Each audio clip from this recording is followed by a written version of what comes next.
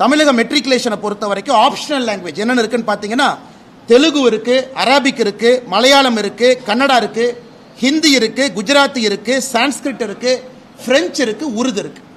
அதாவது ஆங்கில மொழியில் மெட்ரிகுலேஷன் பள்ளியில் படிக்கக்கூடியவங்களுக்கு இது போன்ற பல ஆப்ஷன்ஸ் அங்கே இருக்கு.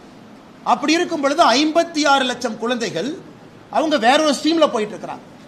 52 லட்சம் அரசு பள்ளி மாணவர்களை மட்டும் கட்டாயப்படுத்தி இல்ல நீ 2 மொழியில மட்டும்தான் படிக்கணும், ஆங்கிலமும் தமிழும் என்று சொல்லிக் கொண்டிருக்கின்றோம். அதனால என்ன ஆகுதுன்னா, ஒரு ஆண்டுமே அரசு பள்ளியிலிருந்து தனியார் பள்ளிக்கு செல்லக்கூடிய மாணவர்கள் அதிகமாகிறாங்க. இன்னைக்கு தமிழ்நாட்டில் பிரைவேட் ஸ்கூல் மார்க்கெட் 30,000 கோடி ரூபா மார்க்கெட்டுங்க.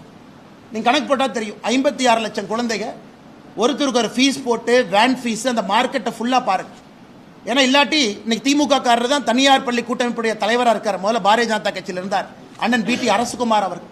அவர் 68 லட்சம் கணக்கு சொல்றார். தமிழ்நாட்டு அரசினுடைய அரசு குறிப்பின்படி 56 லட்சம் சொல்றார். அண்ணன் அரசுகுமார் அவர்கள் ஒரு விழாவில் இல்ல 68 லட்சம் பேர் தனியார் பள்ளியில் படிக்கிறாங்க. இன்னைக்கு அவர்கிட்ட போய் கேளுங்க, இது எவ்வளவு பெரிய மார்க்கெட். 30,000 கோடி ரூபா மார்க்கெட். வேன் ஃபீஸ்ல இருந்து, ஸ்கூல் ட்ரெஸ்ல இருந்து, ஷூல இருந்து. இன்னைக்கு எல்லாருமே தனியார் பள்ளியை நோக்கி செல்ல வேண்டும் என்பதற்காக திராவிட முன்னேற்ற கழக அரசு அரசு பள்ளியில் இருமொழி கொள்கையை வச்சிருக்கிறாங்களா நான் கேட்க வேண்டியது முதல் கேள்வி.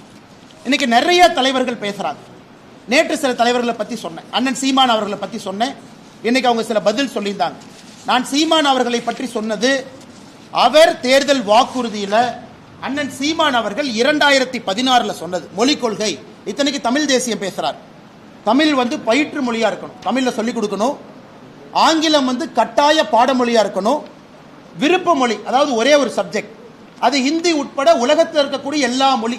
இதுல ஹிந்தி என்கின்ற வார்த்தையை பயன்படுத்தியதே அண்ணன் சீமான் அவர்கள் 2016 அவருடைய தேர்தல் வாக்குறுதி. இன்னைக்கு சொல்றாரு, இல்ல நான் தான் டைப் படிச்சேன், நான் தான் எழுதினேன், நான் ஹிந்திங்கிற மாதிரி இல்லையா அப்படி. அவருடைய தேர்தல் வாக்குறுதி 2016 சீமான் அவர்கள் சொல்லி இருக்கின்றார். இன்னைக்கு புதிய கல்விக் கொள்கை அதேதான். பயிற்று மொழி 5ஆம் வகுப்பு வரை கட்டாயம் தமிழ். இன்னைக்கு பயிற்று மொழி தமிழகம் ஆங்கிலத்தில் இருக்கு. இன்னைக்கு சிபிஎஸ்இ எந்த போர்டா இருந்தாலும் தமிழ் மொழியில பயிற்று மொழிங்கிறோம். ஆங்கிலம் என்பது கட்டாய பாடமொழி. அதே போல ஒரு விருப்ப மொழி, ஒரே ஒரு பேப்பர், அது மலையாளமோ கன்னடமோ தெலுங்கோ ஹிந்தியோ உருதோ சமஸ்கிருதமோ பிரெஞ்சோ, ஒரே ஒரு லாங்குவேஜ் பேப்பர் தான். நாம் இன்னைக்கு இந்த மும்மொழி கொள்கையில 3வது மொழி என்பது ஒரே ஒரு லாங்குவேஜ் பேப்பர். இது அண்ணன் சீமான் அவர்களுக்கு. அடுத்து